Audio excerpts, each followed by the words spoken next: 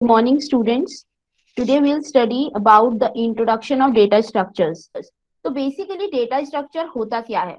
अगर हम बात करें डेटा स्ट्रक्चर की तो हम लोग सिंपल हम इसमें कुछ चीजें ही पढ़ेंगे कि हम डेटा स्ट्रक्चर होता क्या है एक्चुअली, उसको हम फिजिकल लेवल पर क्या समझते हैं और क्या क्या टाइप्स होते हैं.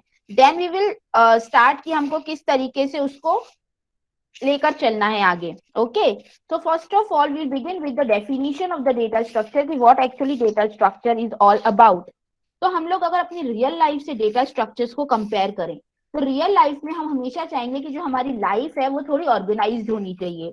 फॉर एग्जाम्पल, आप लोग अगर अपनी क्लासरूम में देखते हैं या आप लोग स्टूडेंट्स एक रूम में स्टूडेंट्स बैठते हैं या हम रूम तक ना जाते हो, हम एक काम करते हैं, अगर हम एक जनरल लाइफ सिनेरियो देखें तो जनरल लाइफ सिनेरियो में क्या होता है कि हम अपनी लाइफ को ऑर्गेनाइज रखते हैं.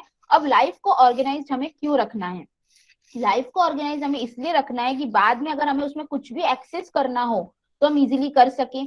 फॉर एग्जाम्पल, एक सिंपल सा एग्जाम्पल लेते हैं कि आपका एक वार्डरोब है, उसमें आप अपने क्लोथ्स रखते हैं, आप शर्ट्स पैंट्स टाई ये सब आप अपने वार्डरोब में रखते हैं. अब सपोज कीजिए आपने इकट्ठे सारा सामान उठाया और उसके अंदर डायरेक्ट रख दिया और एक आपने उसको प्रॉपर आयन करके अच्छे से ऑर्गेनाइज वे में शेल्फ फॉर्म में रखा. तो आप मुझे बताइए कि ऑर्गेनाइज्ड अगर अब आपको कहीं इमीडिएटली जाना है, मान लीजिए कॉलेज जाना है, now you are looking for your uniform, तो अब आप क्या करोगे? सबसे पहले अपनी शर्ट निकालेंगे, देन पैंट निकालेंगे. इस तरीके से आप अपनी ऑर्गेनाइज तरीके से ज्यादा अच्छे निकालोगे, या आपने जो इकट्ठा सामान रख रखा है पूरा वापस बाहर निकालोगे, then you will find out your shirts and pants and all that stuff. तो which one is the better option according to you? Tell me. Definitely कि अगर हमारी लाइफ ऑर्गेनाइज्ड है तो हम उसको ज्यादा अच्छे से एक्सेस कर पाएंगे. ये तो हो गई हमारी रियल लाइफ की बात. Same is with the data also. अगर आपके पास लैपटॉप है, आप उसमें अपना डेटा स्टोर करके रखते हैं. फॉर एग्जाम्पल, अचानक से आपको कोई चीज फाइंड आउट करनी, फॉर एग्जाम्पल आपको बोला जाए कि आपको इन्फीटीक्यू का फॉर्म भरने के लिए आपके 10th के मार्कशीट की रिक्वायर्ड है. अब एक तरीका तो है कि आपने अपने लैपटॉप में अपना डेटा एकदम डंप करके रखा हुआ है, आपको नहीं पता कौन सा डेटा कहाँ पड़ा है.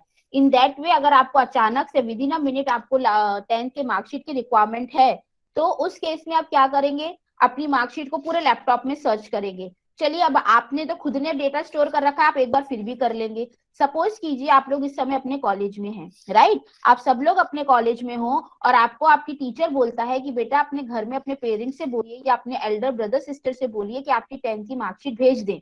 लैपटॉप आपका घर पर है, तो आपने अगर अपना डेटा लैपटॉप में सही से रख रखा होगा तो आप सिमिलरली बोलोगे कि आप अपने पेरेंट्स को या अपने कलीग्स को या अपने एल्डर ब्रदर सिस्टर को कॉल करके बोलोगे कि मेरे लैपटॉप में एफ ड्राइव में डॉक्यूमेंट्स फोल्डर में मार्कशीट फोल्डर में 10th की मार्कशीट है, प्लीज उसे सेंड कर दीजिए. दूसरे वे में जिन्होंने अपना लैपटॉप में डेटा डंप करके रखा हुआ है वो बोलेंगे कि मेरे लैपटॉप में कहीं तो है पर वो कहाँ है आई डोंट नो, आप उसको सर्च करके भेज दीजिए. तो आप मुझे बताइए, जिन्होंने अपने लैपटॉप में डेटा अच्छे से रख रखा है फोल्डर वाइज, तो फोल्डर वाइज डेटा जल्दी मिल जाएगा, या फिर जो आपको बिल्कुल आपने रैंडमली डाउनलोड्स में पढ़ा है या किसी फोल्डर में पढ़ा है, किसी भी जगह पढ़ा है, आपको नहीं पता बट ये पता है कि लैपटॉप में मार्कशीट है, which data you will find early? कौन सा डेटा आपको क्विकली मिल जाएगा? डेफिनेटली जो कि फोल्डर में डेटा रखा हुआ है. Very good. तो सिमिलरली जब आपको खुद अपनी चीजें देखनी हो, मे बी आप उसे ढूंढ पाए, लेकिन जब आपको कोई और आपका डेटा एक्सेस कर रहा है उस केस में your data should be in the organised manner. तो आई होप यहां तक हमें सबको क्लियर हुआ कि हम किस चीज की बात कर रहे हैं. अब मैंने ये सारी कहानी आप लोगों को क्यों सुनाई? इससे आपको समझने में आसानी होगी कि एक्चुअली हम डेटा स्ट्रक्चर्स यूज क्यों करते हैं. कई बार हमसे इंटरव्यू में भी पूछ लिया जाता है कि भाई क्या जरूरत है. अब इसमें भी एक कंस्ट्रेंट आता है. कंस्ट्रेंट क्या आता है कि सपोज कीजिए आपके पूरे लैपटॉप में सिर्फ 3 ही फाइल्स हैं, only 3 files are there in your laptop. Okay, तो क्या इसमें आपका 10th की मार्कशीट ढूंढने में डिफिकल्टी होगी? इसमें आपकी 10th की मार्कशीट ढूंढने में बिल्कुल डिफिकल्टी नहीं होगी, क्योंकि 3 ही फाइल्स हैं, एक ये फाइल है, एक ये फाइल है, आप एक ये फाइल है, आप क्विकली अपना फाइंड आउट कर लोगे कि इन तीनों में से कोई एक मार्कशीट है, राइट? और एक और सिनेरियो है, इस पर्टिकुलर केस में आपका डेटा ऑर्गेनाइज्ड हो या आपका डेटा ऑर्गेनाइज्ड ना हो, कुछ फर्क नहीं पड़ता है. Is it clear? क्योंकि ये बहुत स्मॉल डेटा है. बट यही मैं अगर बोलूं कि आपके लैपटॉप में 1000 फाइल्स हैं, अब इसमें ये ऑर्गेनाइज है या नहीं है, it will make a huge difference. इससे बहुत ज्यादा फर्क पड़ता है. क्यों? क्योंकि यहाँ पे आपका नंबर ऑफ डेटा क्या हो गया? ज्यादा. तो हम ये भी बोल सकते हैं कि हमें डेटा को स्ट्रक्चर करने की जरूरत ज्यादातर तब पड़ती है जब हमारे पास बहुत ज्यादा अमाउंट ऑफ डेटा हो। ठीक है, अगर सपोज करो आपके पास n साइज का डेटा है, अगर n की वैल्यू 1 है, 2 है, 3 है, इतना ज्यादा फर्क नहीं पड़ेगा। बट n की वैल्यू 10 टू द पावर 10 है, 10 टू द पावर 20 है, 1000 है, 10,000 है, तो it will make a huge difference. तो अभी हमने क्या समझा, डेटा को ऑर्गेनाइज करना जरूरी है, बट फर्क कहाँ, डिफरेंस आपको कहाँ दिखेगा, तीन, अगर आपके पास तीन ही कपड़े हैं, एक टाई, एक शर्ट और एक पैंट, अब आप उसे तय लगा के रखिए या आप उसे डायरेक्ट लग दीजिए और आपको मिल जाएगा इजीली। बट अगर आपके पास 50 शर्ट्स हैं, 50 पैंट्स हैं, then it will take time to find out your clothes. Similarly अगर आपके पास थोड़ा सा डेटा है, आप उसे बहुत इजीली मैनेज कर लोगे, बट अगर बहुत ज्यादा डेटा है देन आपका डेटा स्ट्रक्चर फॉर्म में होना चाहिए। तो अभी हमने क्या समझा कि data structure is the simply way to organise your data. ठीक है, आपके डेटा को ऑर्गेनाइज करने का या आपके डेटा को स्ट्रक्चर्ड फॉर्म में रखने का तरीका है। अब इस डेटा को आप किस फॉर्म में, स्ट्रक्चर्ड फॉर्म में रख सकते हैं, या आप अपने डेटा को किस फॉर्म में मेमोरी में स्टोर कर सकते हैं, ये आपका होता है simply data structures. So I hope I am able to explain you the exact definition of data structures, कि एक्चुअली हमें डेटा को क्यों स्ट्रक्चर फॉर्म में रखना है, कि कोई थर्ड पर्सन आपके डेटा को यूज करता है या आप अपने डेटा को खुद कभी यूज करते हो, तो उसमें नया डेटा इंसर्ट करना, पुराना डेटा डिलीट करना या कोई भी एग्जिस्टिंग डेटा को फाइंड करना आपके लिए इजी हो, इसलिए हमें डेटा स्ट्रक्चर्स की रिक्वायरमेंट होती है। इसमें अब हमने देखा कि डेटा स्ट्रक्चर क्या है। डेटा स्ट्रक्चर वो सेट है डेटा यूनिट्स का जो कि हम ऑर्गेनाइज करें। यहाँ डेटा यूनिट्स क्या है अभी हम आगे डिटेल में पढ़ेंगे, इस पर्टिकुलर फैशन में कि हम उसको एफिशिएंटली प्रोसेस कर सके। अब यहाँ पे प्रोसेसिंग से हमारा मतलब क्या है, यहाँ पे प्रोसेसिंग से हमारा मतलब है कि हमें कोई नया डेटा इंसर्ट करना है, कोई पुराना डेटा को डिलीट करना है, कोई एग्जिस्टिंग डेटा को सर्च करना है। ये सारी चीजें हम बहुत एफिशिएंट वे में बिना प्रॉब्लम के कर सकें, इसी को हम डेटा स्ट्रक्चर बोलते हैं, और इसीलिए हम डेटा को स्ट्रक्चर फॉर्म में रखते हैं। तो वो हमारे सारे डेटा यूनिट्स हम उसको इस तरीके से ऑर्गेनाइज करेंगे कि अब हम उसे इंसर्ट, डिलीट, सर्च या कुछ भी हमें उसके संग प्रोसेस करना हो तो हम कर सके। इसलिए पहले एक स्टोरी बताई गई जिससे डेफिनेशन क्लियर हो। अब आई होप आपको डेफिनेशन समझ आ गई कि डेटा स्ट्रक्चर क्या है, कुछ डेटा यूनिट्स का सेट है। डेटा यूनिट्स क्या होते हैं वो अभी हम पढ़ेंगे, डोंट वरी। उसको हम इस तरीके से ऑर्गेनाइज करें, अभी आप डेटा यूनिट्स को अपना डेटा ही मान लीजिए, जो भी हमने डेटा की बात करी, तो हम अपने डेटा को इस तरीके से ऑर्गेनाइज करें कि हम बाद में उसके लिए प्रोसेसिंग बहुत एफिशिएंटली कर पाए। एफिशिएंट से यार मतलब है यहाँ पर कि हम टाइम अपना सेव कर पाए। ठीक है, so this is all about your definition of data structure. अब जब मैंने बोला प्रोसेसिंग, तो प्रोसेसिंग के अंदर यहाँ पर कुछ कॉमन ऑपरेशंस आते हैं। कौन कौन से, हर डेटा स्ट्रक्चर, जितने भी आप आगे चल के डेटा स्ट्रक्चर्स पढ़ने वाले हैं, उन हर डेटा स्ट्रक्चर्स में हम इन कॉमन ऑपरेशंस को पढ़ेंगे। पहला operation traversal. What do you mean bye traversal here? Traversal मतलब कि आपके पास कुछ डेटा अवेलेबल है, मेरे पास कुछ डेटा है 1 2 3 4 5। तो ट्रैवर्सल मतलब कि मैं हर डेटा के पास वन बाय वन जा रही हूँ और उसे देख रही हूँ कि मेरे पास एक्चुअली क्या क्या डेटा अवेलेबल है। ठीक है, उसके बाद नेक्स्ट आता है आपका सर्चिंग। सर्चिंग मतलब ये कि आपके पास कोई एग्जिस्टिंग डेटा है और उसमें से आपको कोई पर्टिकुलर डेटा फाइंड आउट करना है, क्या आपके एग्जिस्टिंग डेटा में वो डेटा एग्जिस्ट करता है। अगर करता है देन रिटर्न ट्रू, अगर नहीं करता है देन रिटर्न सिंपली फॉल्स, कि वो डेटा एग्जिस्ट नहीं करता है। देन आपका आता है इंसर्शन। अब सपोज कीजिए मेरे पास ऑलरेडी ये डेटा है 1 2 3 4 5, कोई नया डेटा आया मान लीजिए 6, वो मुझे अपने एग्जिस्टिंग डेटा में इंसर्ट करना है। इसके बहुत सारे तरीके हो सकते हैं, डिपेंड करता है आप कौन सा डेटा स्ट्रक्चर यूज कर रहे हो। देन आपका आता है डिलीट। डिलीट मतलब आपके पास कोई डेटा एलिमेंट्स हैं और उसमें से आपको कोई एग्जिस्टिंग डेटा डिलीट करना है। सो ये कॉमन ऑपरेशंस होते हैं जो कि हर डेटा स्ट्रक्चर के लिए एप्लीकेबल होते हैं। अब जो जो डेटा स्ट्रक्चर्स हम पढ़ेंगे अकॉर्डिंगली उसके रिलेटेड हम ऑपरेशंस भी पढ़ेंगे। अभी अभी हमने बात करी थी डेटा यूनिट्स की, तो what actually data unit is. अब बेसिकली हम, आप लोगों ने देखा होगा कि हम लोग हमेशा, जब भी आप लोगों ने डेटा स्ट्रक्चर पढ़ा होगा या हम लोग जब डेटा स्ट्रक्चर्स पढ़ते हैं तो हम लोग यूजुअली यूज करते हैं 1 2 3 4 5 10 20 30 40 50। यूजुअली हम लोग यूज करते हैं न्यूमेरिक कीज। ठीक है। अब ये न्यूमेरिक कीज एक्चुअली होती क्या है और हम हमेशा न्यूमेरिक डेटा ही क्यों यूज करते हैं? आप कहीं क्वेश्चंस भी पढ़ोगे कि आप बोलोगे कि एरे एक डेटा स्ट्रक्चर है, उसके अंदर 1 2 3 4 5 को स्टोर किया गया। अब भाई 1 2 3 4 5 ही क्यों, ABCDE क्यों नहीं? तो उसका एक रीजन होता है। यूजुअली हम लोग डेटा एक्चुअली सिर्फ 1 2 3 4 5 नहीं होता कभी भी। डेटा क्या होगा? डेटा ये होगा कि आप स्टूडेंट्स का रिकॉर्ड आपके कॉलेज में रजिस्ट्रार के पास पूरा सेव होता है, आपकी फैकल्टीज के पास पूरा सेव होता है। तो your data consist of so many information, which information like your name, like your age, roll number, everything ये जो है आपका स्टोर रहता है। ठीक है। अब इसके साथ आपको एक ऐसा डेटा चाहिए होता है, आप सब लोगों ने आई होप DBMS पढ़ा था, राइट? तो आपको इस डेटा को यूनिकली आइडेंटिफाई करने के लिए एक चीज चाहिए होती है जो कि आपका होता है, सपोज कीजिए रोल नंबर। अब आप लाइब्रेरी से कोई बुक इशू कराने जाते हैं, ठीक है? तो उस बुक इशू कराने के लिए क्या आप अपनी पूरी डिटेल बताते हैं, name, age, roll number, address, phone number? No, you only simply tell your roll number. वो आपका रोल नंबर एंटर करते हैं सॉफ्टवेयर में और आपका पूरा डेटा ओपन हो जाता है कि आपके पास कौन कौन सी बुक इश्यूज हैं। तो what actually is roll number is, this is your data unit. वो डेटा यूनिट जो कि पूरे डेटा को आइडेंटिफाई करवाने में हेल्प कर रहा है।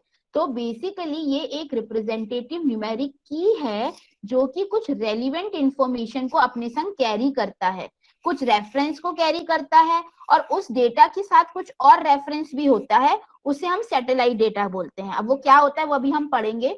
तो अब हमने देखा कि हमने इसको न्यूमेरिक ही क्यों लिया, तो इसका एक सिंपल सा रीजन है कि न्यूमेरिक डेटा को हैंडल करना रिलेटिवली बहुत इजी होता है। न्यूमेरिक डेटा को हैंडल करना रिलेटिवली बहुत इजी होता है। What do you mean by this? इस रिलेटिवली इजी से क्या मतलब है? कई बार रिक्वायरमेंट होती है कि आपको डेटा सॉर्ट करना है, कई बार रिक्वायरमेंट होती है कि आपको फर्स्ट 10 पार्ट ऑफ डेटा चाहिए। तो ये सब नंबर्स के संग इनका प्ले करना इजी होता है as compare to name. For example, अगर मैंने नंबर के थ्रू डेटा नहीं सेव किया हुआ, आपकी क्लास में लेट से 40 स्टूडेंट्स हैं, मैंने बोला कि इसको मुझे 20 के पार्ट्स में डिवाइड करना है। रोल नंबर है स्टूडेंट्स के 1 to 40।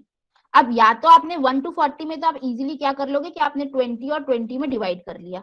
अब आपको पास सपोज करो ये रोल नंबर का कॉन्सेप्ट नहीं होता, नेम से आपको करना होता, तो आप क्या बोलते कि मान लीजिए A to Z अल्फाबेट्स होते हैं, इसी के बीच में लोगों का नाम स्टार्ट होगा, तो इसका मिडिल लेटर फाइंड आउट कर लेते, लेट से M या N हमने फाइंड आउट कर लिया, तो A से M वाले एक क्लास में चले जाइए और N से Z वाले एक क्लास में चले जाइए, राइट? अब बताइए क्या इस बात की पॉसिबिलिटी हो सकती है कि आपके पास A से M के बीच में स्टूडेंट हो 35 और N से Z के बीच में से 5 ही स्टूडेंट हो, और वाइस वर्सा? तो क्या सिर्फ नेम की स्टार्टिंग के बेसिस पर आप इक्वल डिवीजन कर सकते हैं? Sometimes yes, but most of the time it is not exact division. क्यों? क्योंकि हो सकता है A से स्टार्ट होने वाले ही बच्चे 25 हो और उसके बाद N से Z के बीच में से 5 या 10 ही बच्चे आते हो। तो इस पर्टिकुलर केस में क्लियरली डिवीजन पॉसिबल नहीं है। बट यहीं अगर हमने सब बच्चों का रोल नंबर डिवाइड कर रखा है तो हम roll number wise equal division कर सकते हैं। तो दैट इज द रीजन कि हम लोग क्यों न्यूमेरिक डेटा को अपने संग लेकर चलते हैं। तो बेसिकली डेटा यूनिट क्या होता है? डेटा यूनिट ये होता है कि आपके पास एक न्यूमेरिक की है जो आपके पूरे डेटा को हैंडल करे हुए है। अगर अब मैं आपको बोलूं कि मेरे पास एक डेटा स्ट्रक्चर है जिसमें डेटा है 1 2 3 4 5, तो अब आप लोगों को ये आगे आने वाले टाइम में क्लियर होगा। ये हो सकता है बहुत लोगों को डाउट पहले से भी हो, ये डाउट हमारे दिमाग में रहता है कि व्हाई ऑलवेज न्यूमेरिक डेटा। तो ये 1 is not the data in itself, ये 1 अपने आप में बहुत सारी इंफॉर्मेशन भी कैरी कर सकता है। ठीक है। तो अब फॉर एग्जाम्पल अगर आप यहाँ पर देखो तो ये है आपका रोल नंबर, मान लीजिए 1 रोल नंबर है, नेम मान लीजिए M है, एज मान लीजिए 20 है, मार्क्स मान लीजिए 50 है। अब ये मार्क्स 50 आए, इस मार्क्स के संग एक और डेटा भी तो रिलेटेड होगा जिसमें आपके 8 सब्जेक्ट के मार्क्स होंगे, उसको टोटल करके यहाँ पर एवरेज मार्क्स स्टोर किया गया होगा। तो इन दैट केस ये जो आपका डेटा का रेफरेंस है, दिस इज योर रेफरेंस, और ये रेफरेंस कहीं और पॉइंट कर रहा है, यहाँ से इसका रेफरेंस उठ के आ रहा है। अगर आपको मार्क्स चाहिए तो आपको इस मार्कशीट को देखना पड़ेगा, इन 8 सब्जेक्ट्स के मार्क्स को देखना पड़ेगा। तो ये डेटा आपका कहलाता है सैटेलाइट डेटा। ये डेटा आपका क्या कहलाता है? Satellite data. मतलब कि इस पूरे डेटा के अंदर, ये पूरी डेटा यूनिट है आपकी, लेट से ये डेटा यूनिट है और इसके अंदर कहीं कुछ रेफरेंस है जो कि किसी और डेटा को पॉइंट आउट कर रहा है, और वो डेटा आपका क्या कहलाता है, सैटेलाइट डेटा। तो it is just for the information कि आप आगे आने वाले डेटा स्ट्रक्चर में जहां हम इनफीटीक्यू के सिलेबस बेस्ड तैयारी करेंगे, आपको पता हो कि ये नंबर्स एक्चुअली रिप्रेजेंट क्या कर रहे हैं। तो अब हम लोगों ने देखा कि हम आगे आने वाले टाइम पर ये डेटा कुछ भी हो सकता है, बट हम लोग किसके साथ डील करेंगे, हम लोग न्यूमेरिक कीज के साथ डील करेंगे थ्रू आउट आवर डिस्कशंस। और हम यहाँ पर जब भी आप देखोगे कि हम लोग क्यों करते हैं, क्योंकि इसको हैंडल करना इजी होता है। अगर हमें सॉर्टिंग करनी हो, सर्चिंग करनी हो, न्यूमेरिक डेटा के संग प्ले करना कंपैरेटिवली इजी होता है, ठीक है। इसीलिए हम लोग आगे चल के पूरे न्यूमेरिक डेटा के संग ही डील करेंगे।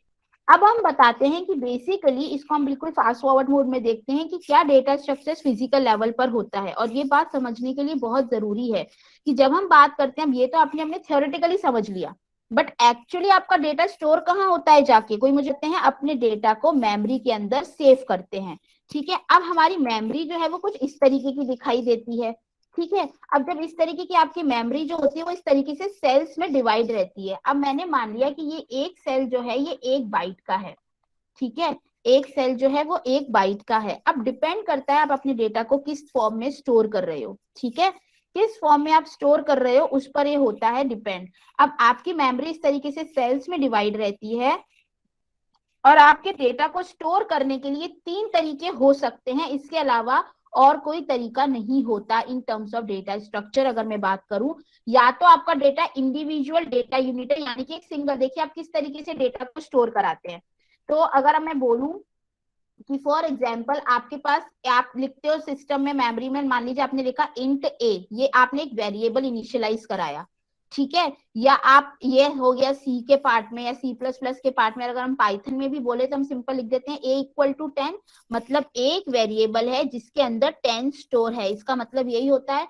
तो क्या होता है कि मान लो अगर आपकी सिस्टम में इंटीजर 2 बाइट्स लेता है, तो आपकी मेमोरी में आपको 2 बाइट्स मिल जाएंगे ए नाम के, और अगर आपके सिस्टम में 4 बाइट्स लेता है तो 4 बाइट्स मिल जाएंगे। इस पर अभी डिपेंड ना करते हुए हम ये एज्यूम करते हैं कि मान लीजिए आपका इंटीजर 2 बाइट्स ले रहा है, तो क्या होगा, ये आपको 2 बाइट्स एलोकेट हो जाएंगे और इस 2 बाइट्स में आपका 10 डेटा जो है वो स्टोर हो जाएगा।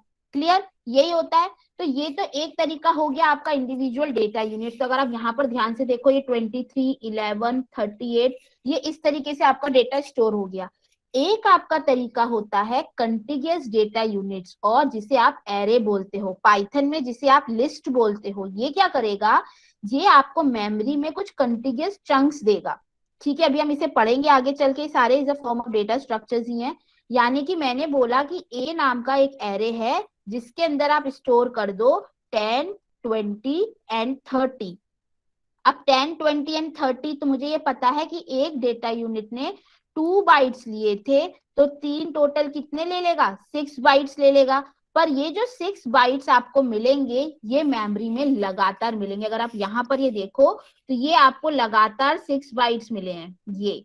तो यहाँ अगर इसका एड्रेस मान लो 100 है, तो इसका 102 होगा, और इसका अगर स्टार्टिंग एड्रेस 104 होगा, एज्यूमिंग कि ये एक जो है 23 जो है वो 100 और 101 को ऑक्यूपाई किया हुआ है, राइट। तो ये एक तरीका होता है आपका एरे, ठीक है। अभी हमें इसे डिटेल में जाने की जरूरत नहीं है, एक ओवरले के तरीके से बस समझ लीजिए कि एक्चुअली मेमोरी में डेटा कैसे स्टोर होता है। दूसरा आपका होता है, तीसरा तरीका होता है स्कैटर्ड या बट कनेक्टेड डेटा यूनिट्स, जिसे कि आप लिंक डेटा नोड्स बोलते हैं। अब ये लिंक डेटा नोड्स कैसे काम करता है, अब सपोज कीजिए होता क्या है कि अगर आप बात करते हैं एरे की, तो एरे में जो है आपका डेटा कंटिन्यूस स्टोर हुआ, पर अब सपोज कीजिए कि मुझे 10 डेटा को स्टोर कराना है, ठीक है। तो मुझे टोटल 20 बाइट्स की रिक्वायरमेंट है। हो सकता है कि आपका जो डेटा है वो लगातार उसमें स्पेस अवेलेबल ना हो, क्योंकि जब आप एक्सेस बात करते हो एरेस की, तो उसके कुछ लिमिटेशंस भी होते हैं कि आपको साइज ऑफ डेटा पहले से पता होना चाहिए। अब मान लो मेरे को साइज ऑफ डेटा पहले से नहीं पता कि मुझे 10 बाइट्स चाहिए या 20 बाइट्स चाहिए, तभी तो वो आपको लगातार मेमोरी देगा। उस केस में अगर आपको नहीं पता होता कि आपको साइज कितना चाहिए, then you will use link data nodes. यहाँ पर हम क्या करते हैं, हम एक नोड को क्रिएट करते हैं, ठीक है। ये लिंक लिस्ट हम डिटेल में भी पढ़ेंगे, डोंट वरी। तो यहाँ पर आपने कुछ डेटा रखा, लेट से आपने रखा 10 अपना डेटा रखा। नेक्स्ट टाइम जब आप कोई डेटा लेंगे लेट से 20, तो ये इसका जो एड्रेस होगा वो कहाँ पर जाने वाला है, उसका एड्रेस यहाँ स्टोर होगा। तो सपोज करो अगर इस नोड का एड्रेस है 100 और इस नोड का एड्रेस है 200, तो यहाँ पर हम लिखेंगे 200, दैट मीन्स कि इस 10 के बाद क्या आने वाला है, 200 आने वाला है। फॉर एग्जाम्पल आप इस पार्ट को ध्यान से देखिए, तो यहाँ पर ये बोल रहा है कि 20 तो आपका एक डेटा है, ठीक है, 23 जो है वो आपका एक डेटा है, और 74 जो है वो एड्रेस है जो कि बता रहा है नेक्स्ट बाइट कहाँ स्टोर होने वाली है। तो ये 74 मान लो ये है, मतलब कि 23 के बाद क्या आया 11। इसका जो नेक्स्ट ब्लॉक है वो ये बता रहा है कि नेक्स्ट इसका डेटा कहाँ स्टोर होने वाला है, तो ये रहा आपका 88 एड्रेस। और इसके बाद जो 00 लिखा हुआ है मतलब कि नल, ये की लास्ट नोड है। तो इसका मतलब आपके लिंक लिस्ट में 23, 11 और 38 ये डेटा जो है वो क्या है, वो स्टोर्ड है। ठीक है, तो इस तरीके से यहाँ पर ये बताने का सिर्फ इतना मतलब है कि एक्चुअली हम जो डेटा स्ट्रक्चर की बातें थ्योरेटिकली कर रहे हैं वो मेमोरी में इस तरीके से जाके स्टोर होता है। तो ये अभी आपको मैंने क्विकली तरीके से बताया जिसमें हम ये दोनों डेटा स्ट्रक्चर्स डिटेल में पढ़ेंगे। तो अब आपको ये बताने की यहाँ पर मुझे जरूरत थी मेन, कि आप अगर ध्यान से देखें इस चीज को, तो यहाँ पर फिजिकल लेवल पर डेटा को स्टोर करने के सिर्फ दो ही तरीके हो सकते हैं, या तो आप कंटिन्यूअस डेटा को स्टोर करें या आप इस फॉर्म में स्कैटर्ड फॉर्म में डेटा को स्टोर करें। इसके अलावा फिजिकल लेवल पर डेटा को स्टोर करने का, किसी भी डेटा स्ट्रक्चर को इंप्लीमेंट करने का कोई तरीका नहीं होता है। अब हम क्विकली देखते हैं कि कितने टाइप के डेटा स्ट्रक्चर्स होते हैं बेसिकली। तो देयर आर, हमारे पास एक्चुअली यूज केसेस की बात करें तो हमारे पास दो यूज केसेस हैं। एक कि हमें फास्ट एक्सेस चाहिए। फास्ट एक्सेस मतलब कि मैंने डेटा मांगा कि मेरे पास अगर 100 डेटा है, मुझे एकदम से 79th वाले डेटा को यूज करना है, मैं फटाफट कर लूं। उसके लिए बेस्ट सुटेबल पार्ट होता है, आपने यूज कर लिया एरे, क्योंकि वो आपको फास्ट एक्सेस देता है। फास्ट एक्सेस क्यों देता है, कि आपके पास कंटिन्यूअस मेमोरी एलोकेशन है, तो आप कोई भी मैथमेटिकल अप्लाई करके अगर यहाँ पे 10, 20, 30, 40, 50, 60 डेटा है, तो मैंने सीधे मान लीजिए इस एरे का नाम ए है, तो यहाँ पर मैंने सीधे अगर मैं चाहूँ तो 30 को यूज कर सकती हूँ। तो मैंने बोल दिया कि A(2) मुझे दे दीजिए, मुझे 30 मिल जाएगा। ठीक है, तो ये तो हो गई फास्ट एक्सेस। बट अगर हम बात करें कि मेरे पास साइज पहले से नहीं पता है, मुझे साइज ऑफ डेटा डायनामिक चाहिए, तब हम यूज करते हैं scattered but connected data unit, जिसे कि हम बोलते हैं नॉन कंटिन्यूअस डेटा यूनिट्स। उस केस में हम यूज करते हैं लिंक लिस्ट, जब हमारे पास साइज ऑफ डेटा क्या होता है, डायनामिक होता है। इस बेसिस पर आपके पास दो तरीके के डेटा स्ट्रक्चर्स होते हैं, एक आपका होता है लॉजिकल डेटा स्ट्रक्चर और एक आपका होता है ऑपरेशनल। अभी जो आपने फिजिकल लेवल बताया, फिजिकल लेवल पर आपके पास सिर्फ दो ही तरीके पॉसिबल थे। एक हमने पढ़ा कंटिन्यूअस डेटा यूनिट एरे, और दूसरा हमने पढ़ा लिंक डेटा नोड्स। ठीक है, फिजिकल लेवल पर ये दो ही तरीके हैं। बट अगर आप कंसेप्चुअली पढ़ना चाहें, तो अगर इस फिजिकल के ऊपर में एक लॉजिकल लेयर बिठा देती हूँ, कुछ लॉजिकल लगा देती हूँ, नोड्स के बीच में कुछ लॉजिकल रिलेशन फिट कर देती हूँ, तो वो कहलाने लगेगा लॉजिकल डेटा स्ट्रक्चर। इसी के अलावा अगर मैं इसके ऊपर कुछ ऑपरेशनल कंस्ट्रेंट लगा देती हूँ, तो वो कहलाने लगेगा ऑपरेशनल डेटा स्ट्रक्चर्स। अब इसको हमने कैसे कैटेगराइज किया हुआ है, लेट्स सी। तो अगर हम बात करें लॉजिकल और कंसेप्चुअल डेटा स्ट्रक्चर्स की, तो इसमें क्या होगा कि आपकी जो डेटा यूनिट्स हैं वो आपस में लॉजिकली कनेक्टेड होंगी। अब इसके अंदर जो आपके डेटा स्ट्रक्चर्स आते हैं वो कौन कौन से आते हैं, लिंक लिस्ट, ट्रीज, ग्राफ। अब लिंक लिस्ट क्या होता है, हमने अभी देखा, हमने लॉजिकली बता दिया कि एक नोड जो है वो या तो अपने प्रीवियस नोड का एड्रेस रखी होगी या अपने नेक्स्ट नोड का एड्रेस रखे होगे। जैसे कि 10 डेटा है, 20 डेटा है, और इन्होंने नेक्स्ट में क्या रख रखा है, नेक्स्ट में इन्होंने रख रखा है 100, यानी कि इस नोड का एड्रेस। ये आपने क्या किया, दो नोड्स आपकी लॉजिकली कनेक्टेड हैं। दिस लिंक लिस्ट हम लोग बहुत डिटेल में आगे चल के कवर करेंगे, इसके अंदर हम सारे ऑपरेशंस पढ़ेंगे। तो ये होता क्या है, कैसे ऑपरेट करता है, इसके लिए भी टेंशन लेने की आपको बिल्कुल जरूरत नहीं है, इसको हम डिटेल में पढ़ने वाले हैं। नेक्स्ट आपका आता है ट्री। ट्री क्या होता है, जिसमें एक रिलेशन होता है लॉजिकल पेरेंट और लॉजिकल चिल्ड्रन का। एक रूट नोड है, मान लीजिए इसमें डेटा है 10, उसका लेफ्ट चिल्ड्रन है 20, राइट चाइल्ड है 30। तो यहाँ पर क्या है, ये एक्चुअली अगर आप मेमोरी की बात करो तो मेमोरी में अगेन दो ही तरीके में ये स्टोर होगा, या तो एरे के फॉर्म में या लिंक डेटा नोड्स के फॉर्म में। बट यहाँ पर आप ऑन पेपर इसको ऐसे विजुअलाइज कर सकते हो कि ये 10 है और ये 20 उसका लेफ्ट चाइल्ड है, 30 उसका राइट चाइल्ड है, और आप इसके थ्रू एक्सिस को स्टार्ट करते हो, तो this is your root node. ठीक है, तो ये आपका हो गया ट्री डेटा स्ट्रक्चर। एक आपका होता है ग्राफ। ग्राफ क्या होता है कि अगर आपके पास नोड है 10, 20, 30, 40, तो यहाँ पर आपकी आर्बिटरी नोड्स आपस में कनेक्टेड होते हैं कि कोई भी नोड किसी भी नोड से कनेक्ट हो सकती है, कोई प्रॉब्लम नहीं है। बट अगेन मैं बात करूं तो फिजिकल लेवल पर डेटा को कनेक्ट करने के अगेन ये दो ही तरीके होंगे, जो कि आपका होगा या तो एरे या कंटिगियस डेटा यूनिट्स। तो यहाँ तक आपने देखा कि हम इन्हीं, ये आपके होते हैं logical data structures, link list, tree and graph. Graph usually आप देखिए नेटवर्क फाइंड आउट करने में, जो आपका गूगल मैप है, ये जो आपका फेसबुक है, ये सारी चीजें ग्राफ डेटा स्ट्रक्चर्स को यूज करती हैं, क्योंकि यहाँ पर आप आर्बिटरी किसी भी नोड का किसी भी तरीके से कनेक्शन कर सकते हैं। एक और इसके अलावा आप अपने आप भी कोई भी डेटा स्ट्रक्चर बना सकते हो, कोई प्रॉब्लम नहीं है। मैंने अपने आप को लॉजिकल नोड का रिलेशन बता दिया कि मुझे सपोज करो कोई डेटा स्ट्रक्चर ऐसा बनाना है जिसमें एक नोड या तो अपने नॉर्थ डायरेक्शन में कनेक्ट हो सकती है, या ईस्ट डायरेक्शन में कनेक्ट हो सकती है, या वेस्ट डायरेक्शन में, या साउथ डायरेक्शन में, इस तरीके से। सिमिलरली ईच नोड इस तरीके से ही कनेक्ट हो सकती है। तो ये आपका अपना खुद का यूजर डिफाइंड डेटा स्ट्रक्चर हो गया। इट्स अप टू यू कि आप कैसा डेटा स्ट्रक्चर रिक्वायरमेंट के हिसाब से बना रहे हो। तो लॉजिकल में हमने पढ़ा तीन तरीके, link list, tree and graph. अब हम आगे चलते हैं। अब हम बात करते हैं ऑपरेशनल की। अभी तक हम लोगों ने लॉजिकल नोड्स के बीच में रिलेशन डेवलप किया था कि ट्री जो पेरेंट है वो सिर्फ चाइल्ड को एक्सेस कर सकता है, या ग्राफ है। अगर हम लोग डेटा स्टोरेज और रिट्रीवल पर कुछ रिस्ट्रिक्शन लगा दें तो हमारे दो डेटा स्ट्रक्चर्स होते हैं, stack and Q. Very important from the Infy point of view, जो कि हम आगे डिटेल में पढ़ेंगे। तो अगर मेरा जो स्टोरेज है रिट्रीवल डेटा, वो उस पर मैंने रिस्ट्रिक्शन लगा दिया कि जो सबसे बाद में आया है वही सबसे पहले एक्सेस होगा, उसे तो हम बोल देते हैं स्टैक डेटा स्ट्रक्चर, जो कि हो गया LIFO को फॉलो करने वाला। ठीक है। एक होता है क्यू डेटा स्ट्रक्चर, यानी कि जो सबसे पहले आया है उसी को सबसे पहले सर्विस मिलेगी। नॉर्मली आप लोग अपनी जनरल लाइफ में बहुत ज्यादा क्यू का यूज करते हो, टिकट काउंटर्स पर, कैंटीन की लाइन में, हर जगह हमें क्यू बनानी पड़ती है। तो जो सबसे पहले आता है उसको सबसे पहले सर्विस मिलती है, देन उसके बाद जो आएगा उसको देन उसके बाद सर्विस मिलेगी, एंड सो ऑन।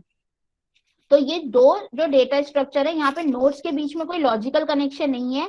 यहाँ पर हमने बस उसके इंसर्शन और डिलीशन पर एक रिस्ट्रिक्शन लगा दिया, इसीलिए हमने उसे क्या बोल दिया, ऑपरेशनल डेटा स्ट्रक्चर। कि ऑपरेशन के बेसिस पर हमने क्या कर दिया, इस डेटा को रिस्ट्रिक्ट कर दिया। तो आई होप ये होते हैं आपके स्टैक और क्यू डेटा स्ट्रक्चर, और यहाँ तक हम सबको क्लियर होगा कि ये किस तरीके से काम करते हैं। तो अगर अब मैं बात करूं कि लिंक लिस्ट वगैरह की और इन सब की, तो जो ट्री और ग्राफ हैं, अगर आप इनकी डायग्राम से देखें तो ये basically non linear type of data structure होते हैं, क्योंकि यहाँ पे हम सिक्वेंशियली डेटा को हैंडल नहीं कर रहे। यहाँ पे आपका एक डेटा यहाँ है, तो ये जो एरे में ये सिक्वेंशियली स्टोर नहीं होंगे, या लिंक लिस्ट में सिक्वेंशियली स्टोर नहीं होंगे, ये स्कैटर्ड फॉर्म में स्टोर होंगे। तो ये आपके नॉन लीनियर डेटा स्ट्रक्चर्स होते हैं, और जो बाकी सारे डेटा स्ट्रक्चर्स जो हमने पढ़े वो आपके लीनियर डेटा स्ट्रक्चर्स होते हैं। तो अब हम आगे चलते हैं। अब आपके सामने एक क्वेश्चन फ्लैश हो रहा है, इसमें क्वेश्चन वेरी इजी क्वेश्चन, अभी तक हमने जितना पढ़ा है उसके ऊपर एक बेसिक सा क्वेश्चन है। So let's quickly see the solution. Array, array यहाँ पे सिंपल हमें दिख रहा है मैच करने ऑप्शंस। तो अगर हम बात करते हैं सबसे पहला एरे की, तो एरे जो है अभी हमने देखा था कि वो फिजिकल लेवल का डेटा स्ट्रक्चर है, क्योंकि वो कुछ भी कोई भी डेटा स्ट्रक्चर आप यूज करो, आप या तो एरे के थ्रू इम्प्लीमेंट कर सकते हो या फिर स्कैटर्ड फॉर्म में। तो एरे के लिए हमारा आ गया, क्योंकि ये फिजिकल लेवल होता है तो ए के संग तो ई होगा, तो इट मीन दैट या तो फिर ये ए आंसर हो सकता है या डी आंसर हो सकता है, ये दोनों आपके कैंसिल हो गए। ठीक है। उसके बाद आते हैं लिंक लिस्ट। तो लिंक लिस्ट हमने देखा कि लिंक लिस्ट एक लॉजिकल लेवल का डेटा स्ट्रक्चर है। अभी अभी हमने पढ़ा था लॉजिकल में कौन कौन से आते हैं। लॉजिकल में हम लोगों ने पढ़े थे, एक आपका आता है लिंक लिस्ट, एक आपका आता है ट्री, और एक आपका आता है क्या, ग्राफ। ये तीन हमने देखे थे। तो लिंक लिस्ट भी आपका क्या है, एक एरे, एक तो लीनियर है और एक कैसा है, फिजिकल है। अब आप बात करो लिंक लिस्ट की, तो लिंक लिस्ट भी किस तरीके का डेटा स्ट्रक्चर है, एक लीनियर तरीके का डेटा स्ट्रक्चर है, प्लस इसके साथ वो क्या है, एक लॉजिकल डेटा स्ट्रक्चर है। अब हम बात करते हैं ट्री की। तो ट्री जो है मैंने अभी आपको बताया था कि एक नॉन लीनियर डेटा स्ट्रक्चर है, और नॉन लीनियर के साथ साथ वो कैसा डेटा स्ट्रक्चर है, लॉजिकल डेटा स्ट्रक्चर है। अब हम बात करते हैं स्टैक की। Stack again is a linear data structure, but it's an operational level data structure. अब हम बात करते हैं ग्राफ की। तो graph again is the non linear but it's logical. और सिमिलरली जो क्यू है वो क्या है, लीनियर है, प्लस कैसा है, ऑपरेशनल है। तो ये आंसर जो है किसके साथ मैच हो रहा है, ऑप्शन नंबर डी के साथ. So D is the right answer. I hope this question is clear to everyone. और now here we are done with the basic introduction of data structures. हमारा यहाँ पर बेसिक इंट्रोडक्शन डेटा स्ट्रक्चर का cover हो गया. अब हम directly move करेंगे टूवर्ड्स एरे. तो सबसे पहले एरे में होता क्या क्या है, तो अभी हम पहले पढ़ेंगे कि what actually introduction is, and then we will quickly jump towards the searching part. Okay, so let's begin with the introduction of array. ठीक है, तो अब हम स्टार्ट करते हैं एरे से. तो सबसे पहला इंट्रोडक्शन में हम देखेंगे कि एरे क्या होता है. एरे को अगर आपको जानना है तो एरे के लिए हमारे पास ये दो कैरेक्टरिस्टिक्स बिल्कुल हमें पता होना जरूरी होनी चाहिए कि एरे एक डेटा स्ट्रक्चर है जो कि कंटिग्यूअस मेमोरी लोकेशन पर काम करता है. यानी कि ये मेरा एक एरे है जिसमें वैल्यूज है मान लो 10, 20, 30, 40 एंड 50. ठीक है, तो यहाँ पर अगर इसका एड्रेस 100 है तो मुझे पता है कि ये मान लो कि एक ने 2 बाइट ले रखी है, तो इसका एड्रेस 102 होगा, इसका 104 होगा, इसका 106 होगा, इसका 108 होगा. इसके लिए आपको कुछ जरूरत नहीं है फाइंड आउट करने की, ये हमें पता है कि ऐसा ही होगा, क्योंकि ये सबसे इंपॉर्टेंट कैरेक्टरिस्टिक होती है एरे की कि वो क्या करता है, हमें कंटिग्यूअस मेमोरी एलोकेशन को प्रोवाइड करता है. तो हम कुछ ना कुछ मैथमेटिक्स लगाकर यहाँ पर अगर हमें स्टार्टिंग एड्रेस हमेशा हमें पता होता है, ये अगर हमें पता हो तो हम कोई भी एड्रेस फाइंड आउट कर सकते हैं. ठीक है, दूसरा कि ये सारी की सारी डेटा यूनिट्स जो होंगी सेम साइज की होंगी. अब यहाँ पर सेम साइज से मेरा क्या मतलब है, देखो अगर अभी तक आप लोगों ने जो जनरली, जब तक पाइथन आप लोगों की पिक्चर में सीन में नहीं आया था, इससे पहले हमने डेटा स्ट्रक्चर एरे की डेफिनेशन और पढ़ी थी, जिसमें हमने ये बोला था कि एरे क्या होता है. एरे एक homogeneous type of data structure होता है. यही पढ़ा था सबने, यस और नो, जिसमें होमोजीनियस डेटा स्टोर होता है. होमोजीनियस मतलब कि सारे के सारे डेटा अगर इंटीजर है तो सब इंटीजर होंगे. राइट और रॉन्ग, यही डेफिनेशन पढ़ी थी हमने कि अगर सारा का सारा डेटा इंटीजर है तो हम सिर्फ 10, 20, 30, 40 का एरे बनेगा. अगर सारे के सारे डेटा कैरेक्टर हैं तो ए बी सी डी ऐसा एरे बनेगा. तब हम बोल सकते थे कि जो डेटा यूनिट्स होती हैं वो same size and same type की होती हैं. बट अब हम ये स्टेटमेंट नहीं दे सकते. जब से पाइथन आया है तब से हमने देखा कि हमारा जो एरे है वो कुछ ऐसा भी हो सकता है. 10 ए, आपने कोई एड्रेस लिख दिया, कोई कैरेक्टर लिख दिया, XYZ कोई स्ट्रिंग दे दी, देन 40, देन 50, इस पैटर्न में भी आपका डेटा हो सकता है. अब आप देखो यहाँ पर ध्यान से, इन सब का टाइप तो अलग अलग है. ये इंटीजर टाइप है, ये कैरेक्टर टाइप है, ये स्ट्रिंग टाइप है, इन सब के टाइप्स अलग हैं. बट फिर भी हम इसे एक एरे में स्टोर कर सकते हैं इन पाइथन, जिसे कि आप क्या बोलते हो, लिस्ट बोलते हो. तभी हमने ये बोला कि जो डेटा यूनिट है सबके सब सेम साइज की होंगी, not necessarily of same type. अब बात आती है कि ये सारी की सारी सेम साइज की हैं, सेम टाइप की नहीं है, ये कैसे पॉसिबल है. तो बाकी सारी लैंग्वेज में सेम साइज लिख लो, सेम टाइप लिख दो, एक ही बात है. बट पाइथन के केस में ऐसा नहीं है. एक्चुअली पाइथन कैसे काम करता है आप सबको पता होगा. जो पाइथन में डेटा है वो किस फॉर्म में स्टोर होता है, कोई ऑब्जेक्ट्स. वेरी गुड, ऑब्जेक्ट्स कह लीजिए या हम बोल सकते हैं रेफरेंस. तो होता क्या है, अब मैंने बोला अगेन, अगर आप ये एड्रेस कैलकुलेट कर पा रहे हो बेटा, इसका मतलब साइज तो सेम होगा. अदरवाइज कैरेक्टर तो 1 बाइट लेता है, इंटीजर 2 बाइट लेता है, स्ट्रिंग डिपेंड करता है कितने साइज की है. तो आप ये कैसे कंक्लूड कर सकते हो कि ये एड्रेस हम अपना फाइंड आउट कर लेंगे कि ये 100 ही होगा, ये 102 ही होगा, ये 104 ही होगा, ये तो मुश्किल हो जाएगी. तो बेसिकली होता क्या है, जैसे ही आपने लिस्ट असाइन आप करते हो, आपने लिस्ट में डाला 10, 20 ए या ABC, तो ये क्या करेगा, इसके लिए एक अलग ऑब्जेक्ट बनाएगा. ठीक है, इस ऑब्जेक्ट का कोई एड्रेस होगा, ये एड्रेस यहाँ पर स्टोर होगा. ठीक है, तो यहाँ पे 10, अब इसको हम इस तरीके से समझे अगर, तो सपोज करो ये 10 का ऑब्जेक्ट है और इसका एड्रेस यहाँ स्टोर है. ये ए का ऑब्जेक्ट है, इसका एड्रेस यहाँ स्टोर है. ये ABC का ऑब्जेक्ट है और इसका एड्रेस यहाँ स्टोर है. तो बेसिकली यहाँ पर क्या स्टोर हो रहे हैं, इन ऑब्जेक्ट्स के रेफरेंसेस स्टोर हो रहे हैं. और सारे रेफरेंसेस तो सेम टाइप के ही होंगे, सेम साइज के ही होंगे. तो इसीलिए आप यहाँ पर लिस्ट में ये एक्सेसिबल इसी तरीके से आप कैलकुलेट कर सकते हो. बाकी लैंग्वेज में it is not that much difficult to find out, क्योंकि हमें पता है कि सब इंटीजर है तो सबके दो बाइट्स ही होंगे, तो वो यहाँ पर डायरेक्ट स्टोर करता है। तो ये बहुत बेसिक डाउट निकलता है कि यहाँ पर क्यों हम नहीं लिख सकते same size and same type, क्योंकि यहाँ पर मैं बोलूंगी कि the data units are of same size but not necessarily of same type.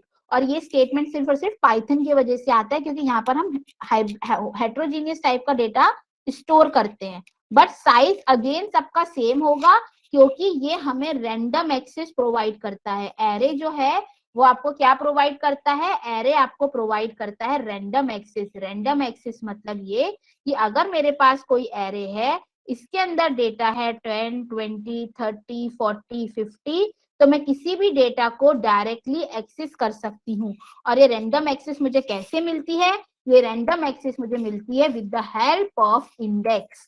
तो यहाँ पर एरे में बाय डिफॉल्ट जो इंडेक्स है वो कहाँ से स्टार्ट होता है, 0 से, ठीक है, देन 1, देन 2 प्लस 1 होता हुआ चला जाता है। डिफॉल्ट एड्रेस जो होता है वो 0 से स्टार्ट होता है, बट ऐसा नहीं है कि आप इसमें अपने एड्रेस नहीं दे सकते। आप चाहो, मैंने इसको दे दिया कि मेरा स्टार्टिंग इंडेक्स अगर 4 हो तो फिर ये अपने आप ही 5 हो जाएगा, ये 6 हो जाएगा, ये 7 हो जाएगा, ये 8 हो जाएगा, ये 9 हो जाएगा, और ये 10 और ये 11 हो जाएगा। तो it completely depend. But default address जो है वो कहाँ से स्टार्ट होता है, डिफॉल्ट इंडेक्स आपका स्टार्ट होता है 0 से, ठीक है, और कहाँ तक जाएगा, जितने टोटल नंबर ऑफ एलिमेंट्स है -1 तक जाएगा।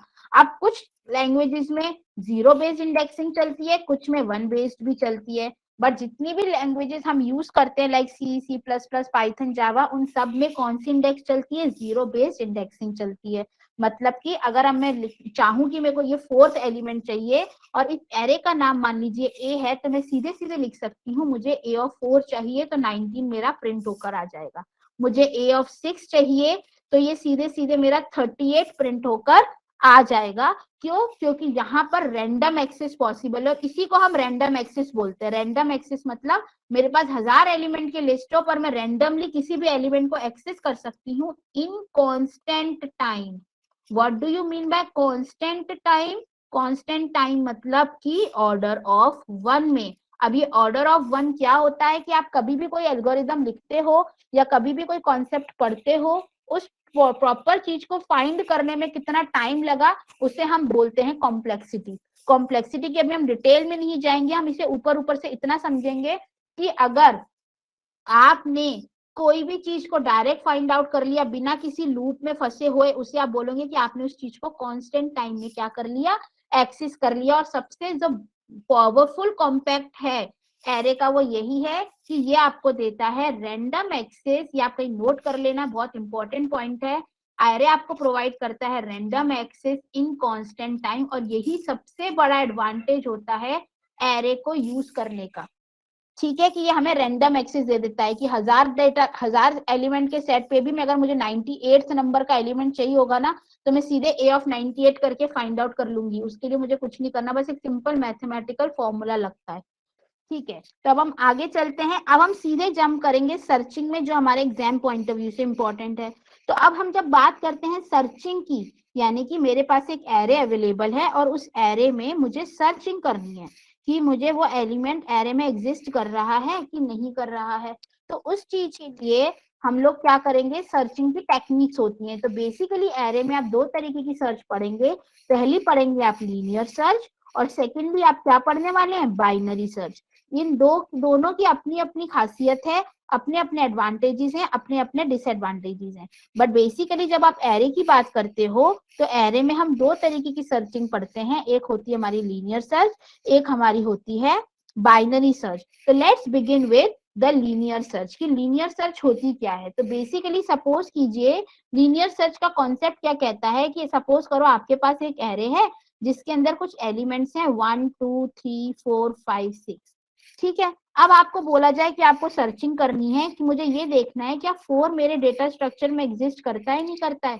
तो लीनियर सर्च ये बोलती है कि आप पहले एलिमेंट से शुरू करो और चेक करो क्या ये 4 के इक्वल है, नहीं है, आगे बढ़ जाओ। क्या ये 4 के इक्वल है, नहीं है, आगे बढ़ जाओ। क्या ये 4 के इक्वल है, नहीं है, आगे बढ़ जाओ। क्या ये 4 के इक्वल है, हाँ बिल्कुल है, तो यहाँ से ये रिटर्न हो जाओ कि हाँ भाई 4 जो है ये ट्रू रिटर्न कर देगा कि आपका 4 जो है एलिमेंट वो आपके इस एरे के अंदर एग्जिस्ट करता है।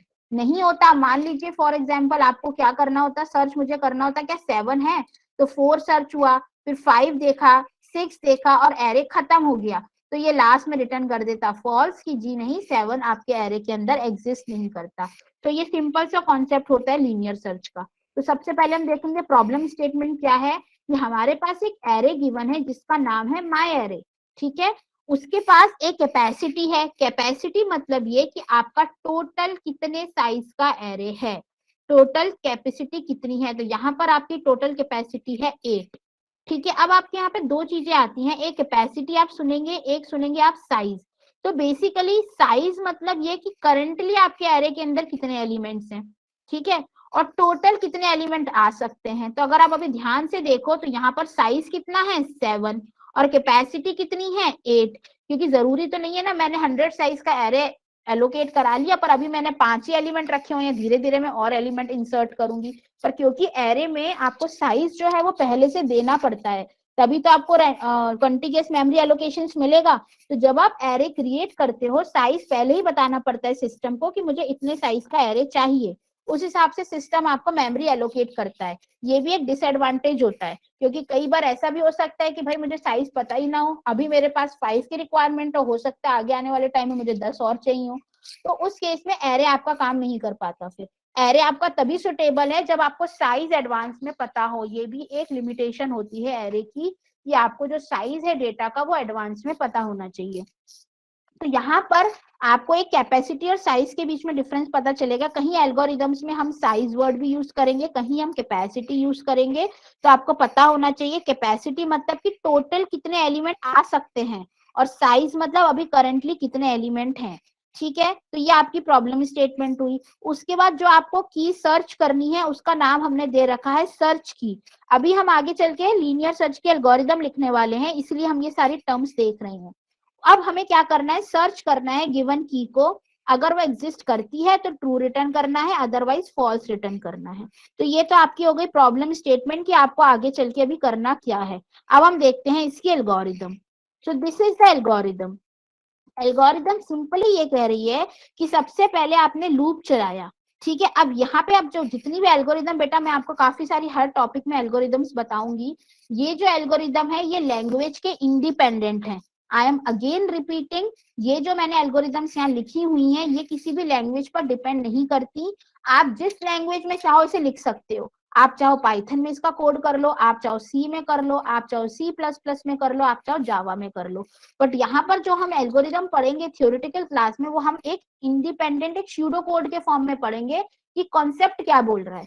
तो यहाँ पर एक लूप लगाया हुआ है। अब लूप ये आपका फॉर लूप हो सकता है, वाइल लूप हो सकता है, तो हम यूजुअली मानते हैं कि हमने फॉर लूप लगाया हुआ है जो कि 0 से चल रहा है, बिकॉज एरे की डिफॉल्ट इंडेक्सिंग जो होती है 0 बेस्ड होती है। कहाँ तक चलेगा, साइज -1 तक। अब देखिए मैंने अभी अभी आपको साइज का कॉन्सेप्ट बताया था, कैपेसिटी -1 तक नहीं चलेगा। अब इसका भी एक रीजन है, मान लो ये मेरे पास 10 साइज का एरे है, ठीक है, ये इसमें मान लो इसकी कैपेसिटी है 10, 0 1 2 3 4 5 6 7 8 9, ये कैपेसिटी है 10।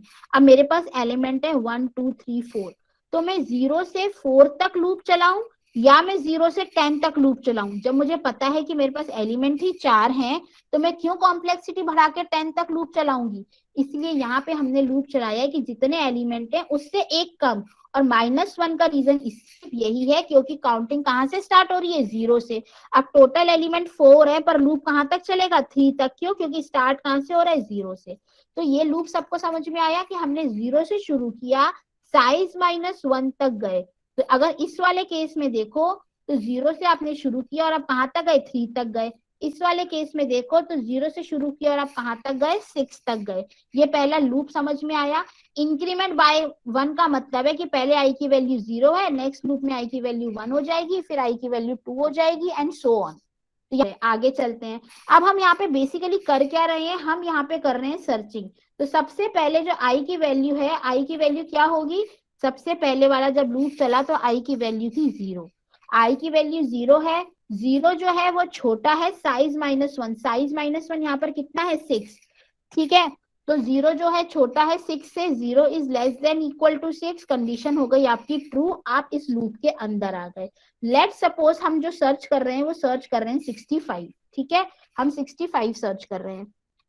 तो जो 0 है वो 6, अब आपने चेक किया माई एरे ऑफ आई, यानी कि माई एरे, अभी माई एरे को मैं यहाँ पर ए लिख दे रही हूँ, ए ऑफ 0, ये आपका मान लो माई एरे है, ठीक है।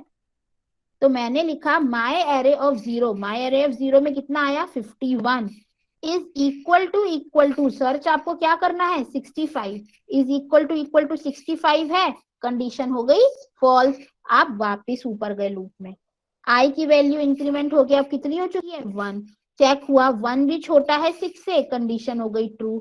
अब आएगा माई एरे ऑफ 1, तो माई एरे ऑफ 1 यानी कि 45, 45 इज इक्वल टू 65 है, बिल्कुल नहीं है, वापिस ऊपर गए, आई की वैल्यू कितनी हो गई 2, 2 छोटा है बराबर है 6 के, कंडीशन हो गई ट्रू, नीचे आ गए लूप के अंदर।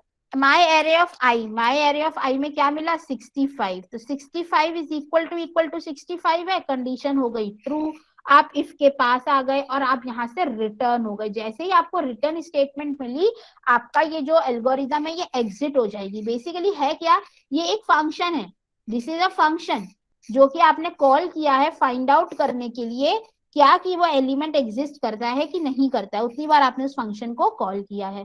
तो ऐसे ही हम ये लीनियर सर्च करते हैं, हमने पहले पॉइंट से शुरू किया, आगे आगे चलते रहे।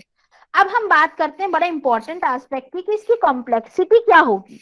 जब मैं बात कर रही हूँ कॉम्प्लेक्सिटी की, तो कॉम्प्लेक्सिटी आपकी दो चीजों में हम कैलकुलेट करते हैं यूजुअली, एक इसकी बेस्ट केस कॉम्प्लेक्सिटी क्या होगी और एक इसकी वर्स्ट केस कॉम्प्लेक्सिटी क्या होगी, ठीक है ना, बेस्ट केस कॉम्प्लेक्सिटी या वर्स्ट केस कॉम्प्लेक्सिटी। तो उससे पहले हमें ये पता होना चाहिए कि अब ये क्या चीज है भैया बेस्ट केस और वर्स्ट केस, कि किसी भी चीज को सॉल्व करने के लिए, इस एल्गोरिदम को रन करने के लिए कम से कम कितना टाइम लगेगा और ज्यादा से ज्यादा कितना टाइम लगेगा।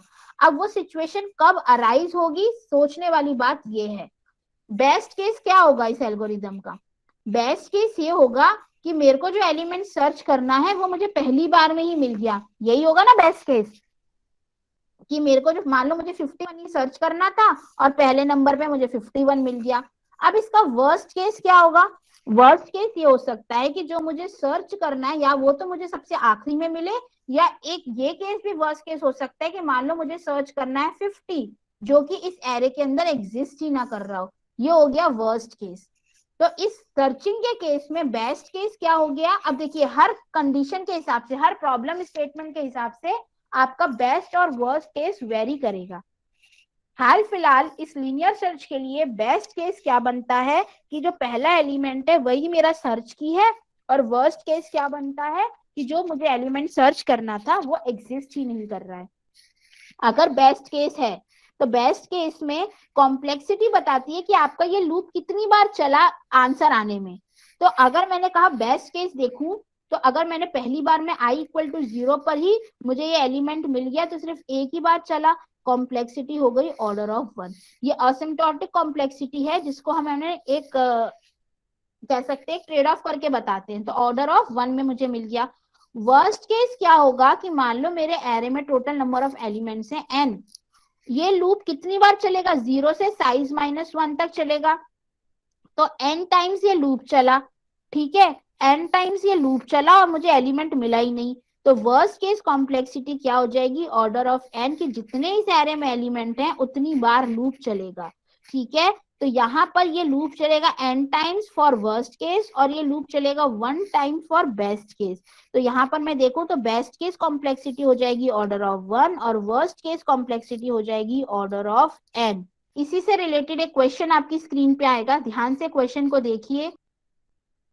So let's see the solution, the correct answer is n। जब भी हम बात कर रहे हैं कि आपके कितने कंपैरिजन होंगे, तो अगर आप एल्गोरिदम पे देखें, सपोज करो मेरे पास 5 एलिमेंट्स हैं 1 2 3 4 5, ठीक है। अगर अब आप इसे ध्यान से देखो इस एरे को, तो यहाँ पर सबसे पहले आप 1 से, वर्स्ट केस क्या होगा, मैंने मान लिया मुझे सर्च करना है 6, ठीक है, ये मेरा वर्स्ट केस है कि वो एक एलिमेंट एग्जिस्ट ही नहीं कर रहा है। उस केस में सबसे पहले आपने किससे कंपेयर किया, 1 से कंपेयर किया, तो पहला कंपैरिजन। उसके बाद आपने 2 से कंपेयर किया, ये हो गया दूसरा कंपैरिजन। फिर आपने 3 से उस वैल्यू को कंपेयर किया, ये हो गया तीसरा कंपैरिजन। फिर आपने 4 से उस वैल्यू को कंपेयर किया, ये हो गया चौथा कंपैरिजन। फिर आपने 5th से उस वैल्यू को कंपेयर किया, ये हो गया 5th कंपैरिजन। तो इसके बाद जब नेक्स्ट टाइम आपकी वैल्यू जो आई की बढ़कर कितनी हो जाएगी, 0 1 2 3 4 5 जब हो जाएगी, तो वो चेक करेगा 0 is less than equal to 4, यानी कि साइज -1। तो ये कंडीशन तो हो जाएगी फॉल्स। जब फॉल्स हो जाएगी तो कंपैरिजन तो और होगा ही नहीं। ठीक है, तो आपने 1 2 3 4 5 एलिमेंट से कंपेयर किया वर्स्ट केस में, and 5 is the total number of element. यहाँ पे एन की वैल्यू कितनी है, 5। That's why correct answer is option number D. अब हम आगे चलते हैं। अब हम बात करते हैं नेक्स्ट एल्गोरिदम की, that is your binary search. तो अभी तक आपने जो एल्गोरिदम देखी लीनियर सर्च, लीनियर सर्च में क्या देखा आपने कि आपने पहले एलिमेंट से स्टार्ट किया, ठीक है, एक एक करके आगे चले, आपने एलिमेंट को कंपेयर किया, कंपेयर हो गया तो रिटर्न कर दिया ट्रू, कंपेयर नहीं हुआ तो रिटर्न कर दिया फॉल्स। ठीक है, अभी तक हमने यही देखा। अब हम आगे क्या करेंगे, बाइनरी सर्च। बाइनरी सर्च की पहली रिक्विजिट तो ये होती है कि आपको जो एलिमेंट्स चाहिए वो कैसे चाहिए, सॉर्टेड। मतलब आप रैंडम एलिमेंट नहीं लिख सकते 2 4 1 5 3, दिस इज नॉट अलाउड। आपको एलिमेंट सॉर्टेड फॉर्म में चाहिए, यानी कि 1 2 3 4 5, this one is allowed.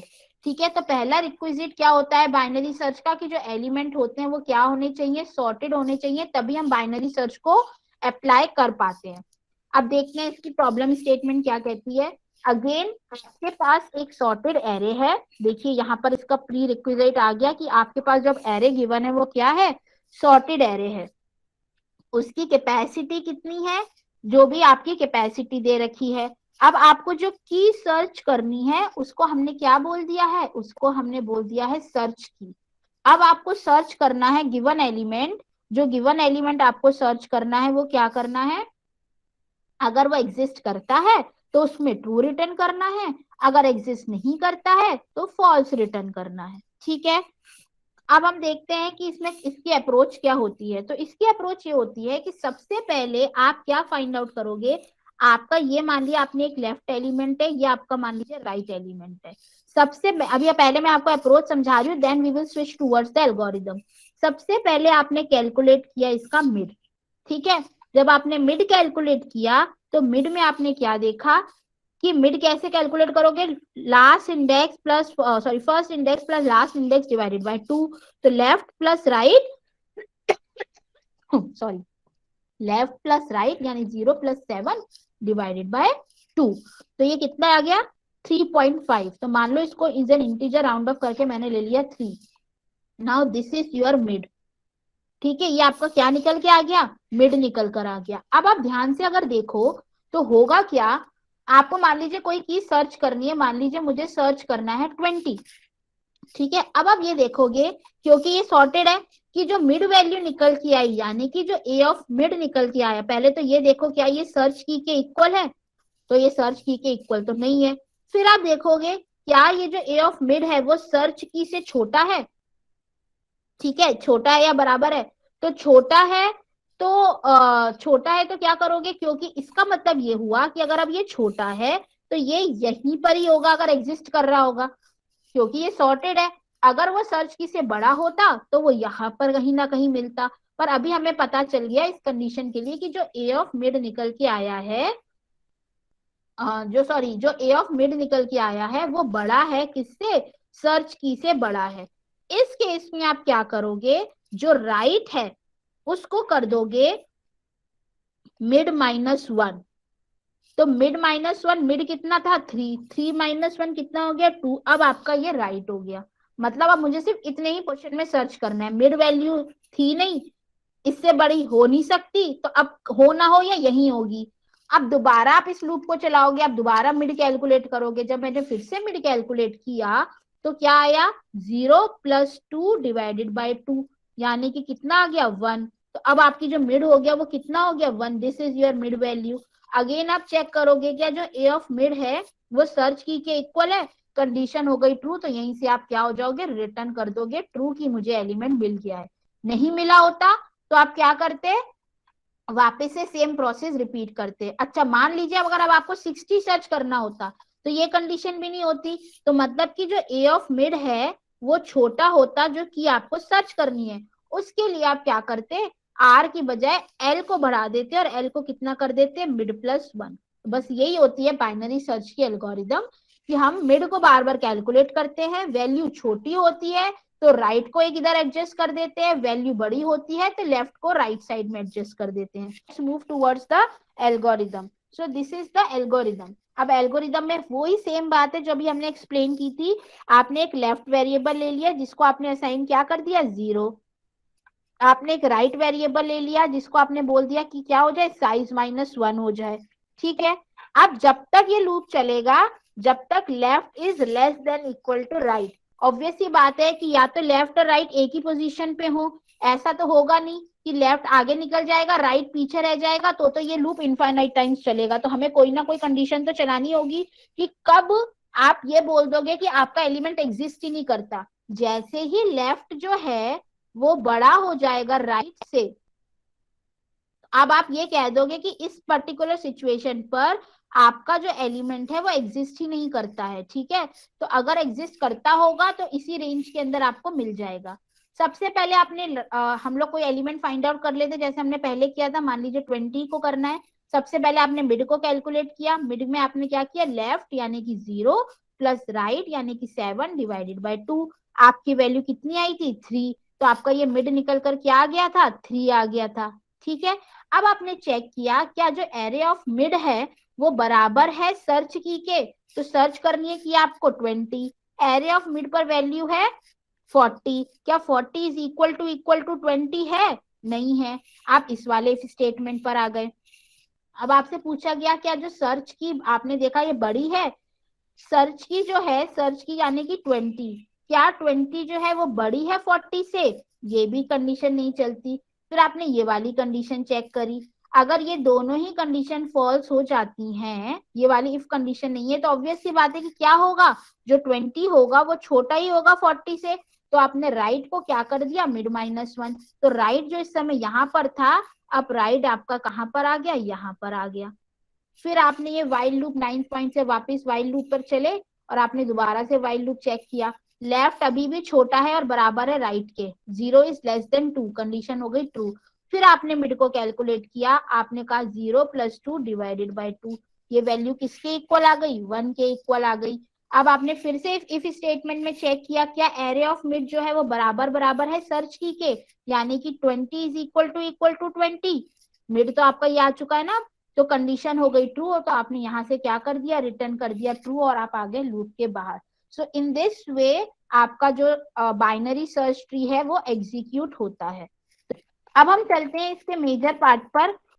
Complexity of binary search is log N. अब ये कॉम्प्लेक्सिटी आती किस तरीके से है, एक बार उसको जल्दी से अंडरस्टैंड करते हैं कि क्या इसको हम, अब हम बात करें, मेरे पास कुछ एलिमेंट्स हैं, लेट्स से 1 2 3 4 5 6 7 एंड 8।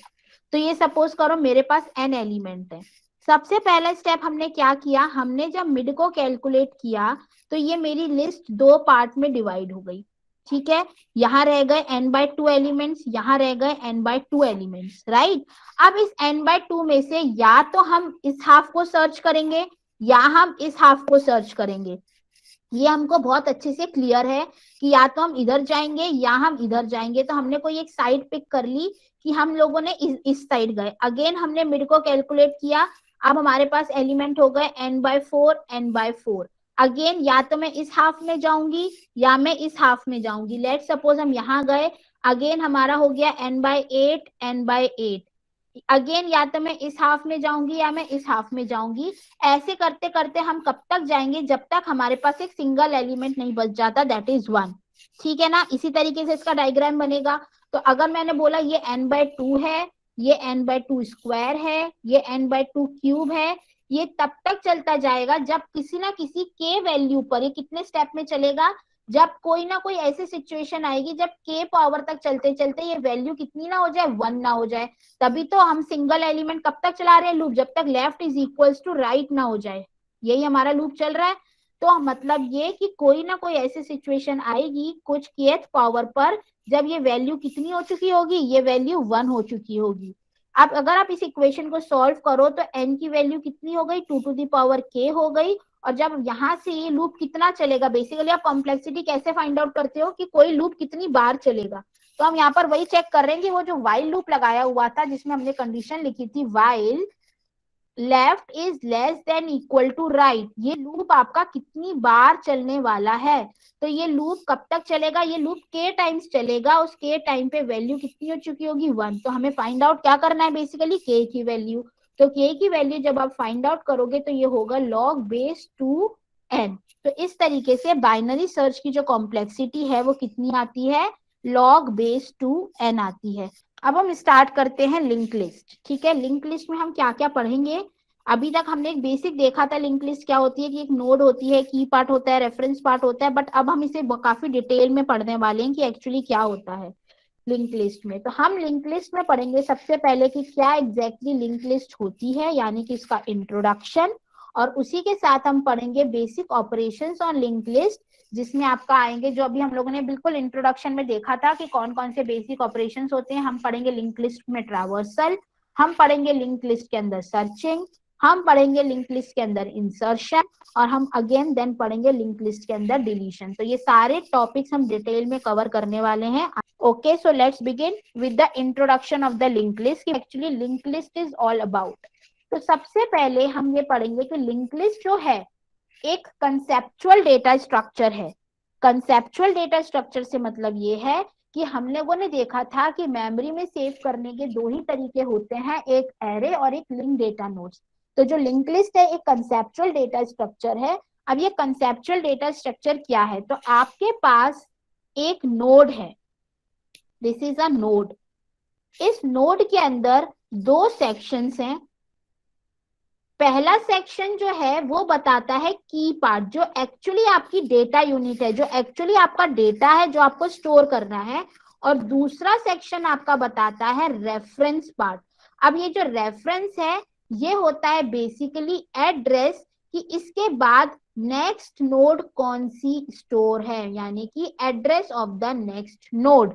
ठीक है, तो यानी कि पहला पार्ट जो है वो बताता है आपका की पार्ट, और दूसरा पार्ट जो है वो क्या बताता है, आपका रेफरेंस पार्ट, जो कि ये बताता है कि नेक्स्ट नोड किसकी स्टोर होने वाली है। अब आपके रिक्वायरमेंट के ऊपर डिपेंड करता है कि या तो आप नेक्स्ट नोड का एड्रेस भी रख सकते हो और प्रीवियस नोड का एड्रेस भी रख सकते हो, और ये आपका हो गया की part. Now it is up to your requirement कि आप प्रीवियस नोड का एड्रेस स्टोर कर रहे हो, आप नेक्स्ट नोड का एड्रेस स्टोर कर रहे हो, आप दोनों का एड्रेस स्टोर कर रहे हो। तो ये कंप्लीटली आपके रिक्वायरमेंट पर डिपेंड होता है। बट जो हम नॉर्मली सिंगल लिंक लिस्ट पढ़ते हैं उसमें क्या होता है कि आपके पास नेक्स्ट नोड का एड्रेस होता है, बट एक सेक्शन जो फिक्स्ड है, जो होगा ही होगा, दैट इज योर की, और एक सेक्शन आपका रेफरेंस का होगा ही होगा। अब वो चाहे नेक्स्ट का रेफरेंस हो चाहे प्रीवियस का हो, और एक से ज्यादा सेक्शंस भी आपके पास पॉसिबल है, completely depend upon your requirement. ठीक है, तो हम लोगों ने देखा या तो ये लॉजिकल नेक्स्ट का एड्रेस स्टोर करके रखेगा, ये लॉजिकल प्रीवियस का एड्रेस स्टोर करके रखेगा। उससे भी पहले मैं आप लोगों को ये क्लियर करना चाहूंगी कि अब ये नोड क्या है। तो ये बेसिकली नोड कुछ नहीं है। अब आप अगर आप पूछो इम्प्लीमेंटेशन पॉइंट ऑफ व्यू से अगर आप बात करो तो ये नोड, अगर आप देखो तो सी और सी में अगर आप इम्प्लीमेंट कर रहे हो तो ये नोड एक स्ट्रक्चर हो सकता है। एक स्ट्रक्चर, एक ऐसा स्ट्रक्चर जो कि मान लो मैंने एक स्ट्रक्चर बना दिया नोड नाम का, जिसमें कि एक की पार्ट है और एक नेक्स्ट पार्ट है। अब ये नेक्स्ट पार्ट जो है ये क्या चीज है, ऑब्वियस सी बात है कि ये जो आप लोगों ने, सब लोगों ने पॉइंटर्स अगर पढ़ा होगा कभी, जस्ट फॉर कि आपको समझ में आए कि हम ये क्या कर रहे हैं।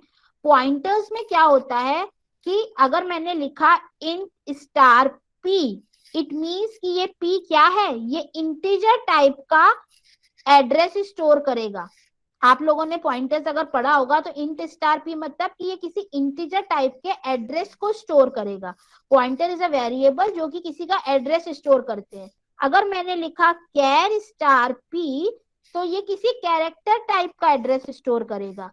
सिमिलरली अब यहाँ पर जो मैं एड्रेस लिख रही हूँ मान लो 100, तो ये किसी नोड का एड्रेस स्टोर कर रहा है, तो यहाँ पर मैं लिखूंगी नोड स्टार नेक्स्ट, यानी कि ये किसी नोड के टाइप का एड्रेस को स्टोर करेगा। Next is just a name, ठीक है। तो इसका मतलब क्या हो गया कि जो नेक्स्ट है वो किसी नेक्स्ट नोड का एड्रेस जो है वो स्टोर करेगा। अब यहाँ पे आप एक बहुत इंपॉर्टेंट बात बताने वाली हूँ, ध्यान से सुनिएगा कि जब मैं बात करती हूँ नोड स्टार नेक्स्ट, एक बहुत कॉमन सा टॉपिक है जो इंटरव्यू में अक्सर पूछा जाता है, what is self referential structure. ठीक है, ये थोड़ा पाइथन का पार्ट नहीं है, बट ये बहुत कॉमनली आज इंटरव्यू क्वेश्चन है। What is self referential structure? तो एक ऐसा स्ट्रक्चर जिसके अंदर अपने ही टाइप का रेफरेंस हो या अपने ही टाइप का पॉइंटर हो, उसे हम बोलते हैं सेल्फ रेफरेंशियल स्ट्रक्चर। एक ऐसा स्ट्रक्चर ये जिसमें अपने ही टाइप का एक पॉइंटर अवेलेबल हो, उसे हम बोलते हैं सेल्फ रेफरेंशियल स्ट्रक्चर। और उसका सबसे अच्छा एग्जांपल होता है लिंक्ड लिस्ट।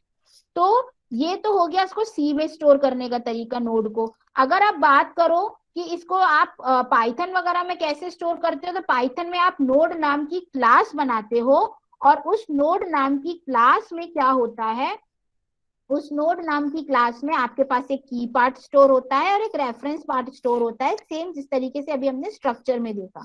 तो ये मैंने इम्प्लीमेंटेशन का हल्का सा ओवरव्यू सिर्फ इसलिए दिया कि आपके माइंड में ये क्लियर हो कि ये नोड एक्चुअली है क्या। तो ये नोड एक्चुअली कुछ नहीं है, एक मेमोरी का ही पार्ट है। आपने मेमोरी से एक पूरा एक ये पार्ट को बोरो किया है, जिसको आपने दो सेक्शन में डिवाइड किया है, एक की पार्ट में डिवाइड किया है, एक रेफरेंस पार्ट में डिवाइड किया है। तो यहाँ पर देखिए एक नोड है, आपके पास ये कुछ लिंक लिस्ट बनी हुई है। यहाँ पर हमने एक प्रीवियस स्टोर करके रखा है, एक नेक्स्ट स्टोर करके रखा है। प्रीवियस मतलब इससे पहले कौन सा डेटा आया होगा, पर क्योंकि ये फर्स्ट नोड है लिंक लिस्ट की, इसलिए यहाँ पर तो कुछ भी नहीं होगा। अब इस नोड पर चलते हैं, इसके प्रीवियस में कौन सी नोड है 100, तो यहाँ पर क्या आएगा 100। इसके नेक्स्ट में कौन सी नोड है 300, तो यहाँ पर किसका एड्रेस आ जाएगा 300। इसके प्रीवियस में क्या आएगा 200, और इसके नेक्स्ट में क्या आएगा नन, क्योंकि इसके बाद कोई भी नोड नहीं है। मतलब अगर आपके किसी भी नोड के लास्ट में नन लगा है, इसका मतलब क्या है कि वो आपकी लिंक लिस्ट की लास्ट नोड है। और अब हमको क्योंकि इसमें एक्सेसिंग करना स्टार्ट करना पड़ता है, तो हम एक हेड को स्टोर करके चलते हैं। तो हेड एक ऐसा पॉइंटर है जिसका कि डेटा टाइप क्या है, नोड है, वो स्टोर करेगा हमेशा फर्स्ट नोड का एड्रेस। मतलब इस हेड के अंदर क्या रहेगा 100 स्टोर रहेगा, जिससे हमें पता चलेगा कि यहाँ से हमारी लिंक लिस्ट स्टार्ट हो रही है। हमें कोई ना कोई स्टार्टिंग पॉइंट तो पता होना चाहिए। तो हमारे पास लिंक लिस्ट में और कोई भी डेटा अवेलेबल नहीं होता है, हम यहाँ पर कोई रैंडम एक्सेस नहीं कर सकते, क्योंकि मुझे नहीं पता कि नेक्स्ट नोड कहाँ पे स्टोर है। एरे से अगर आप लिंक लिस्ट को कंपेयर करो, तो आपको पता था कि अगर यहाँ पर कोई डेटा है, लेट से अगर यहाँ पर आपका कोई डेटा है 50, 20, 70, तो अगर ये एक 100 पर है, तो आपको कहीं ना कहीं पता था कि ये जो होगा वो 102 पर ही होगा। बट यहाँ पर मुझे नहीं पता कि जो 20 है वो किस एड्रेस पर स्टोर है।